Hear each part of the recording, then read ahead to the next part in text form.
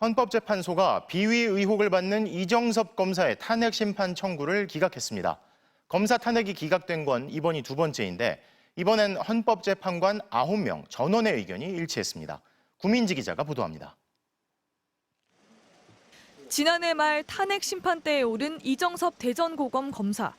헌법재판소는 재판관 9명 전원일치 의견으로 국회의 파면 요구를 받아들이지 않았습니다. 국회가 제시한 이 검사의 탄핵 사유는 모두 6개.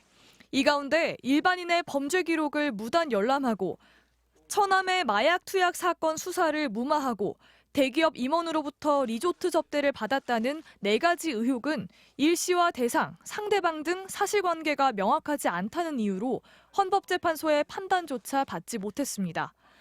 헌재는 또 위장전입이나 코로나19 시기 집합금지 명령을 어겼다는 문제는 직무와 관련이 없어 탄핵 사유가 아니라고 봤습니다. 다만 김학의 전 법무부 차관의 뇌물 사건 재판 과정에서 이 검사가 증인을 사전 면담했다는 의혹에 대해서는 재판관 2명이 법 위반이라고 했지만 파면할 정도로 중대하지는 않다고 봤습니다. 이정섭 검사는 즉시 업무에 복귀했습니다. 탄핵 제도의 본질에 맞는 판단을 해준 것으로 생각하고 있습니다.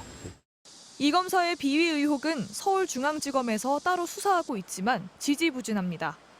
헌법재판소가 수사와 감찰 기록을 요청했지만 검찰은 명예나 사생활 등을 침해할 수 있다며 거부했습니다. 핵심적인 자료가 검찰 내부에 있는 감찰 자료라든가 수사 자료였기 때문에 이 부분이 현재 제출되지 않은 상태에서 선고가 나버린 점에 대해서 매우 유감입니다. 국민의힘은 아니면 말고식 표적 탄핵은 일종의 사법 테러라며 민주당 측에 사과를 요구했고 민주당은 검찰이 의혹 규명 요구를 자신들에 대한 도전으로 받아들이며 협조를 거부했다며 비리 의혹 실체를 계속 규명하겠다고 했습니다. 검사 탄핵 기각은 안동환 검사에 이어 이번이 두 번째입니다.